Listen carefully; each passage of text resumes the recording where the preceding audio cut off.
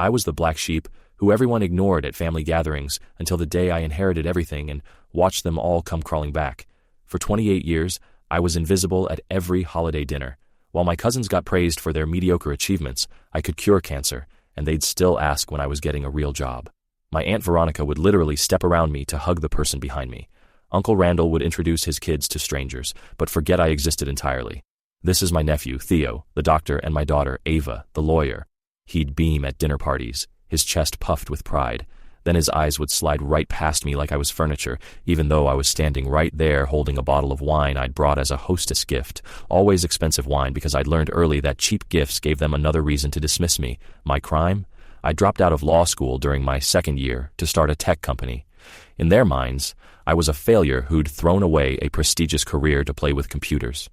The fact that my company, CloudSync Solutions, was thriving and pulling in 7 figures annually meant absolutely nothing to them. I wasn't a lawyer, doctor, or banker, so I didn't exist in their carefully constructed social hierarchy. Quinn's going through a phase, my mother would explain to relatives who asked about my absence from family functions. He'll come to his senses eventually and finish law school. This was 7 years after I'd built my first $1 million client contract. I stopped trying after my college graduation ceremony. I'd earned my master's in computer science while working full-time, maintaining a 4.0 GPA despite pulling 60-hour weeks between my startup and coursework. When I shared the news in the family group chat, accompanied by a photo of me in my cap and gown, it went completely silent. Radio silence for 3 days. Meanwhile, when my cousin Finn got promoted to assistant manager at a coffee shop, a job that paid $12 an hour, it generated 47 congratulations, 3 separate celebration dinner invitations, and a group gift of a gold watch for the successful businessman in the family. The irony wasn't lost on me. I was employing 15 people at that point. At Christmas dinners, I'd sit at the kids' table despite being 28 years old and older than half the adults present. My spot was permanently between my 7-year-old second cousin and the high chair. At weddings, I wasn't included in family photos. They'd literally ask me to step aside so they could get just the family shots, as if my DNA had somehow been revoked. "Could you grab this for us?" they'd ask, handing me their phones like I was the hired photographer. During conversations, they'd talk around me like I was a ghost, discussing my life in third person while I stood right there nursing a beer and wondering why I'd driven 3 hours for this humiliation. "Whatever happened to Quinn?" Aunt Veronica would ask my mother, as if I wasn't sitting 3 feet away at the same dinner table. "Oh, he's still doing that computer thing," Mom would reply dismissively, waving her hand like she was shooing away a fly. "Playing around with websites or something." My website thing had just landed a contract with a Fortune 500 company. But why let facts interfere with a good narrative? The worst part? I kept showing up anyway, some pathetic part of me still hoping something would change. That maybe this time they'd ask about my life with genuine interest. That maybe this time they'd treat me like I belonged. It never happened. Then Grandmother Iris died. I was the only one who visited her weekly at Sunset Manor, a sprawling care facility that smelled like disinfectant and broken dreams. Every Tuesday at 6 p.m., and I'd walk through those automatic doors with a small cooler containing homemade chocolate chip cookies, her favorite recipe that she taught me when I was 12, and spending summers at her house. The staff knew me by name.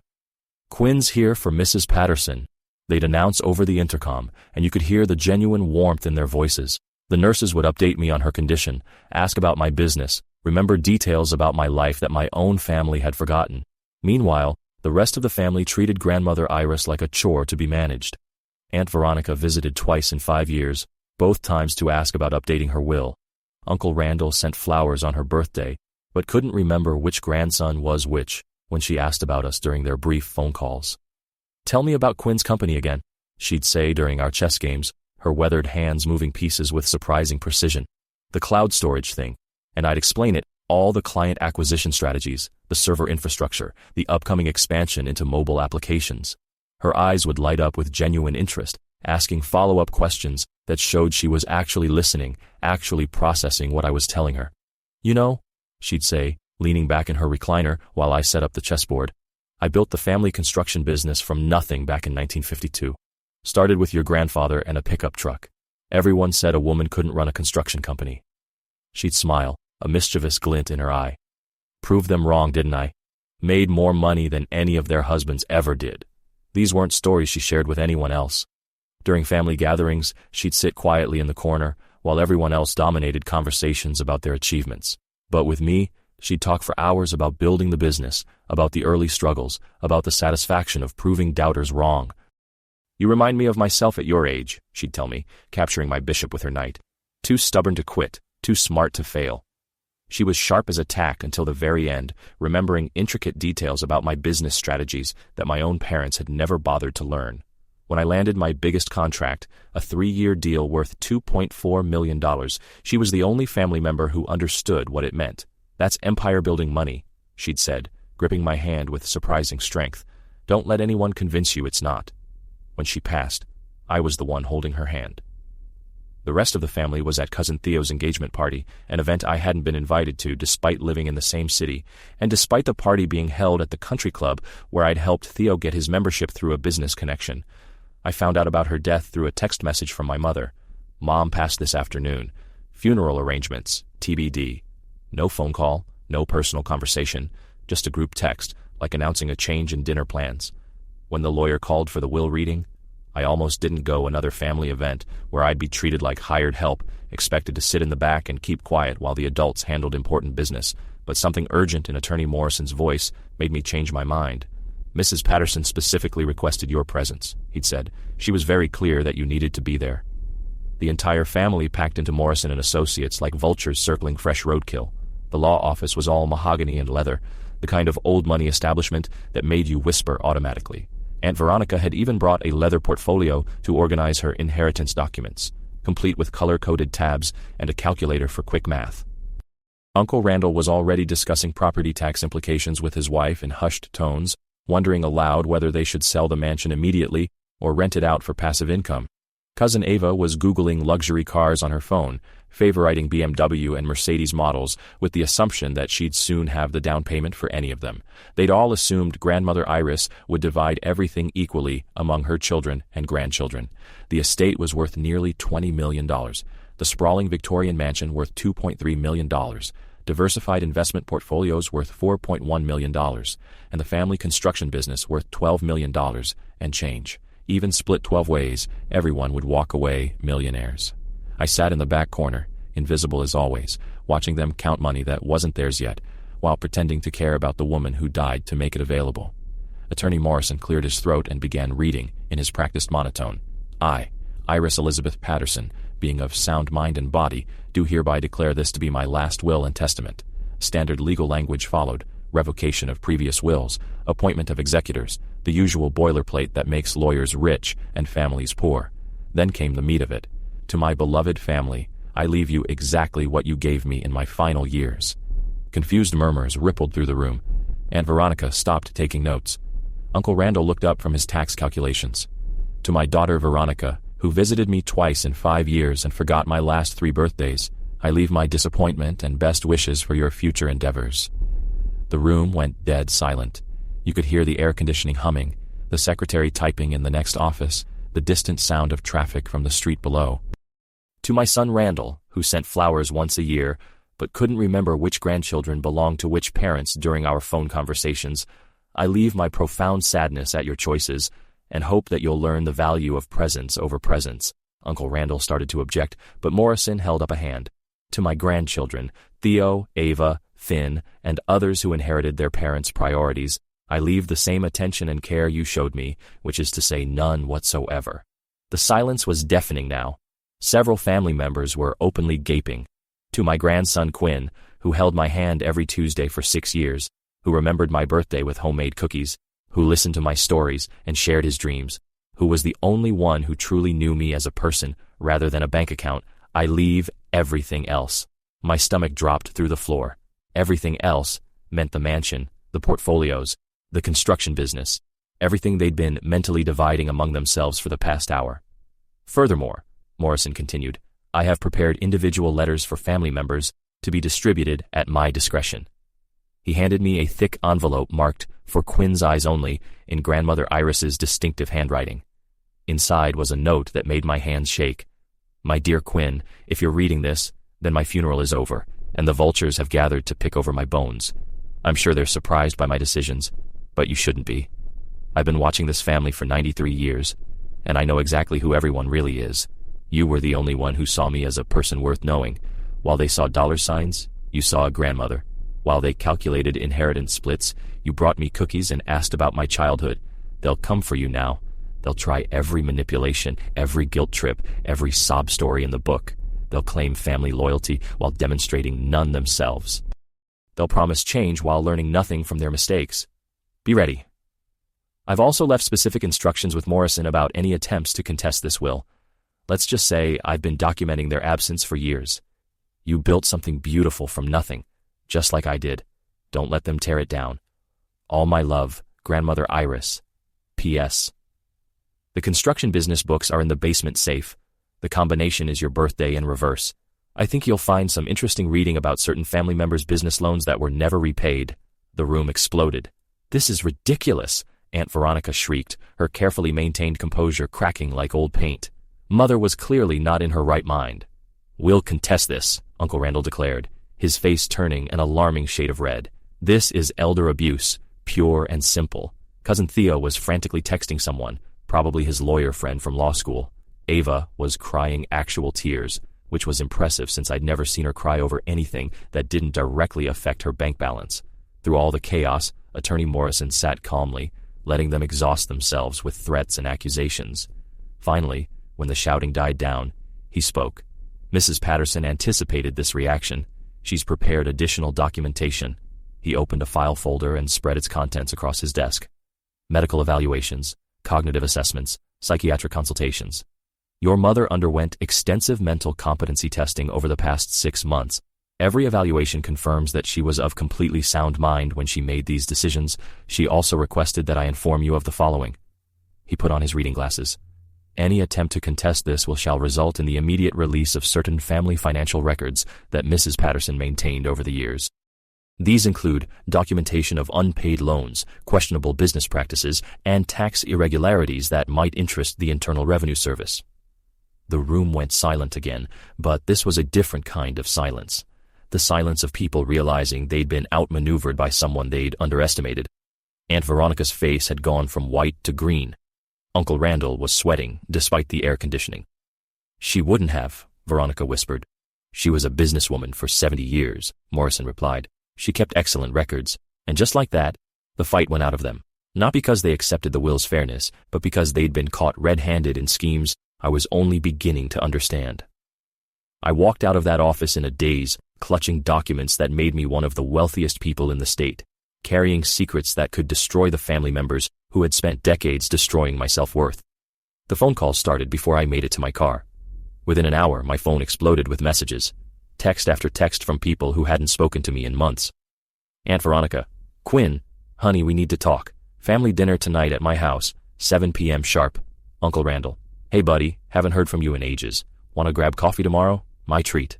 Cousin Theo, congrats on the inheritance, man. We should celebrate. Drinks on me. Ava, Quinn, I've been meaning to call for weeks. I miss talking to you. Even my parents, who lived across town and hadn't spoken to me in 3 months, except to ask if I was still playing with computers, suddenly wanted to reconnect as a family. The dinner invitation from Aunt Veronica wasn't a request. It was a summons disguised as hospitality. I almost didn't go. Part of me wanted to disappear to process this life-changing moment in private, to figure out what the hell I was supposed to do with $20 million, and a construction company I knew nothing about running. But another part of me, the part that had been invisible for 28 years, wanted to see what desperation looked like on the faces of people who'd spent decades making me feel worthless. I arrived at Uncle Randall's house to find them all waiting, but something was fundamentally different. For the first time in my life, every face turned toward me when I walked through the door. Not towards someone behind me, not towards someone more important. Toward me. Quinn! Veronica practically lunged at me with a hug, enveloping me in designer perfume and false enthusiasm. You look wonderful. How's business? I've been meaning to ask about your company for months. It was the first time she'd asked about my work in 15 years. The first time she'd used my name without sounding like it tasted bad in her mouth. We've all been talking, Uncle Randall said, guiding me to the head of the dining room table, a seat that had never been offered to me before, not even when I was the only family member who showed up for someone's birthday, the head of the table where the most important person sat. For 28 years, I'd eaten at the kids' table, the kitchen counter, folding chairs brought in from the garage. Now, I was being seated in the patriarch's chair like some kind of returning king. "About how proud we are of you," Randall continued, pulling out the chair with exaggerated ceremony. Cousin Theo nodded enthusiastically, his previous dismissive attitude replaced with something that looked disturbingly like hero worship. "I was just telling everyone how smart you've always been. Remember when we were kids and you built that computer from scratch? I always knew you were going to be successful." I stared at him. "You called it a waste of time and broke it on purpose." His smile faltered for a microsecond before reassembling itself. "Kids, right? We didn't understand genius when we saw it." The revisionist history was breathtaking. Suddenly, every family member had a fond memory of supporting my dreams. Every slight had been rewritten as encouragement. Every snub had become a misunderstanding. "I always told people you were the smartest one in the family," claimed Aunt Veronica, who had literally introduced me as Randall's odd nephew at her last dinner party. "We knew that computer thing would work out eventually," added my mother, who had spent years telling people I was going through a phase.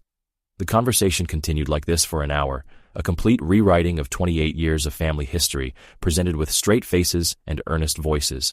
But I could see the calculation behind their eyes, the way they measured each word for maximum impact. This wasn't remorse, it was strategy. "The thing is," Aunt Veronica said carefully, setting down her wineglass and leaning forward with practiced concern, "we're worried about you handling such a large inheritance alone. It's a tremendous responsibility."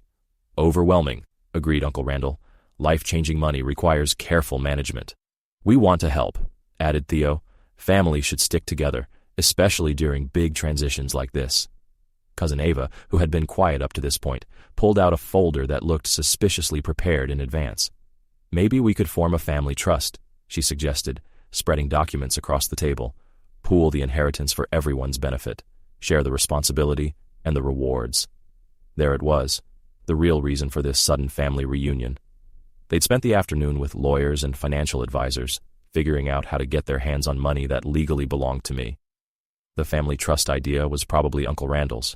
He'd always been good at making selfish schemes sound philanthropic. "Grandmother Iris would have wanted us to share," Veronica said, her voice heavy with manufactured emotion. "She always believed in family unity." "She wouldn't want her decision to divide us," added Randall. "Blood is thicker than water."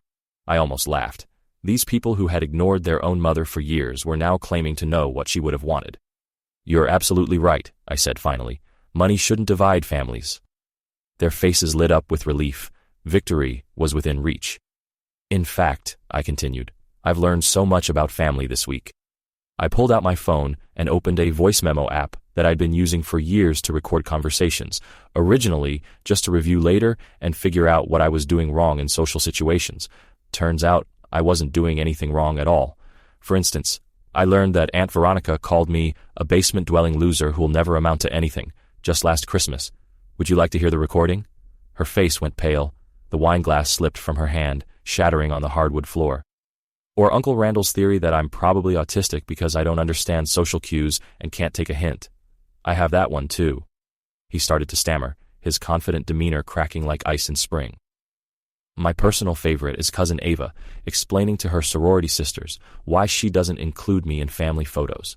Something about not wanting to be associated with family embarrassments, and how my presence might hurt her social media image. I've been recording family conversations for years, initially just trying to understand where I was going wrong, why I couldn't seem to connect with these people who were supposed to love me unconditionally. The recordings painted a clear picture. I wasn't the problem. They were. "Quinn, please," Veronica started, but I held up my hand. "Let me share my favorite conversation," I said, scrolling through months of audio files.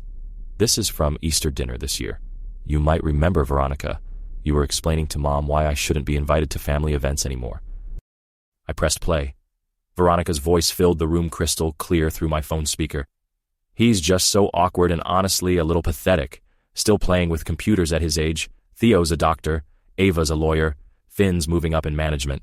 What does Quinn have to show for himself? Some silly website business that'll probably fail anyway." Present-day Veronica looked like she wanted to disappear into the floor. "Oh, but here's the best part," I continued, fast-forwarding to another section. Uncle Randall's voice. "The kid's delusional if he thinks that computer stuff is a real career.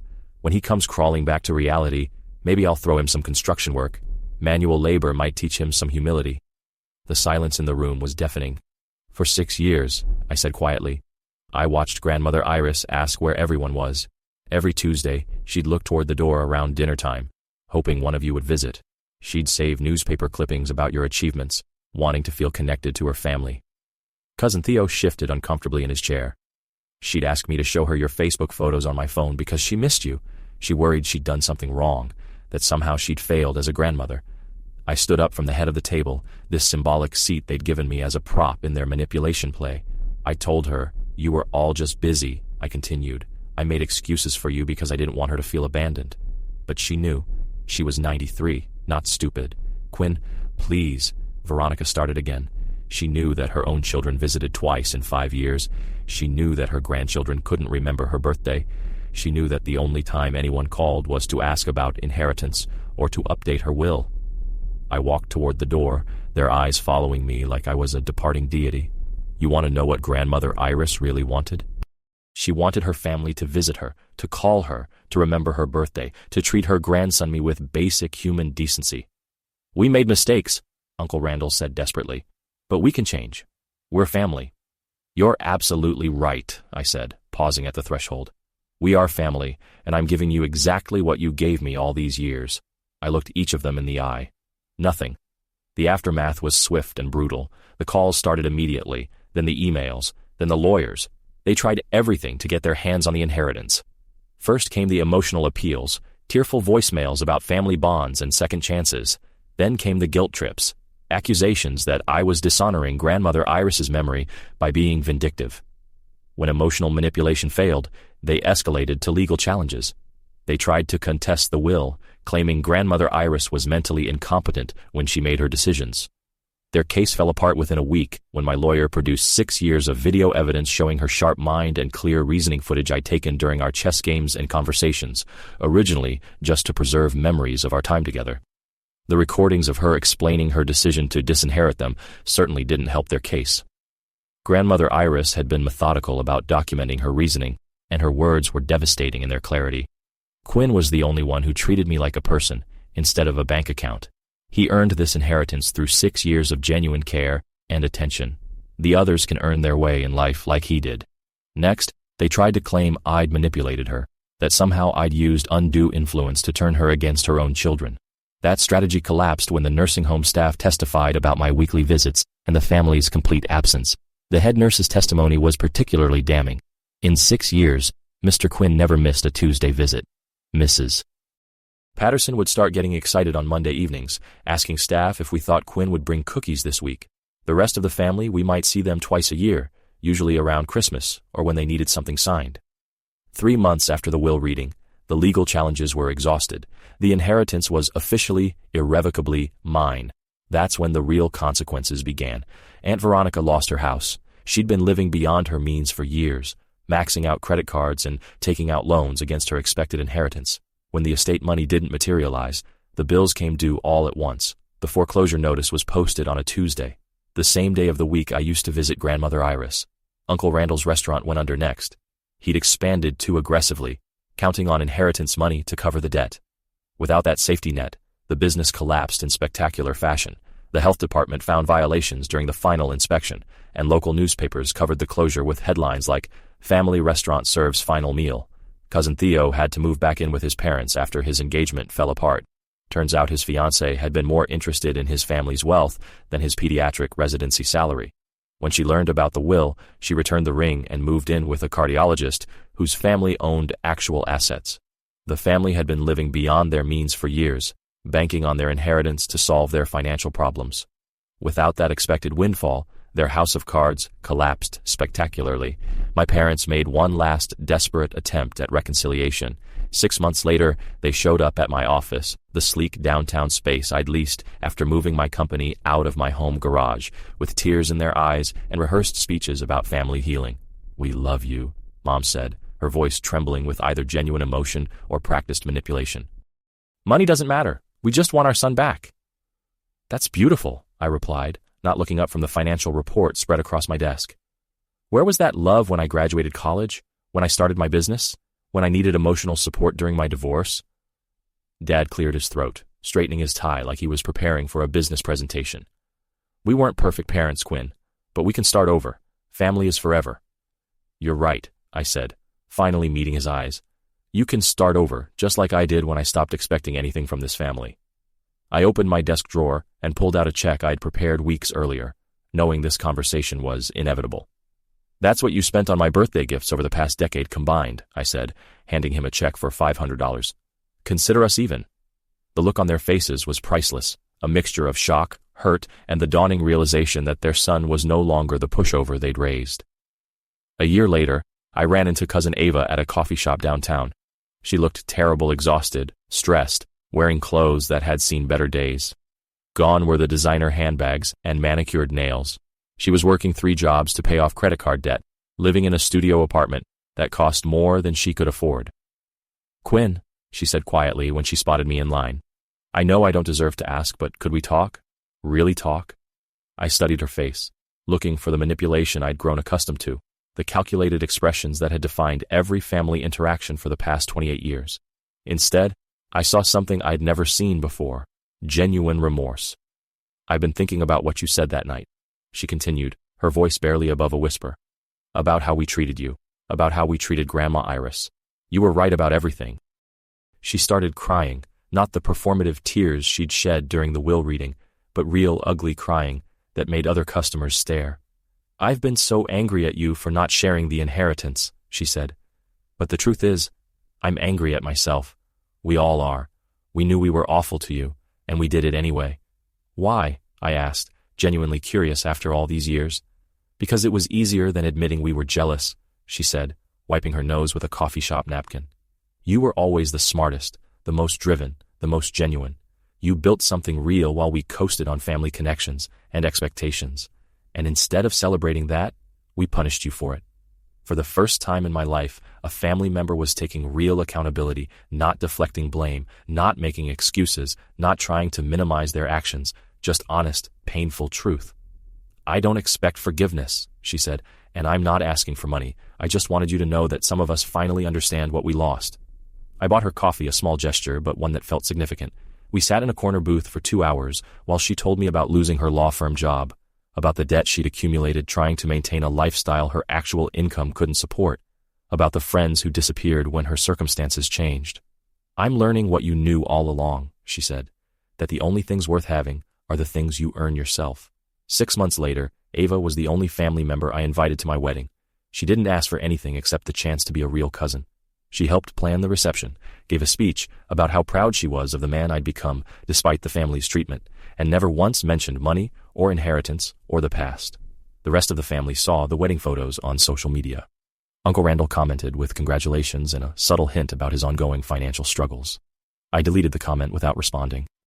Cousin Theo sent a long private message explaining how he'd always supported me and how he hoped we could rebuild our relationship.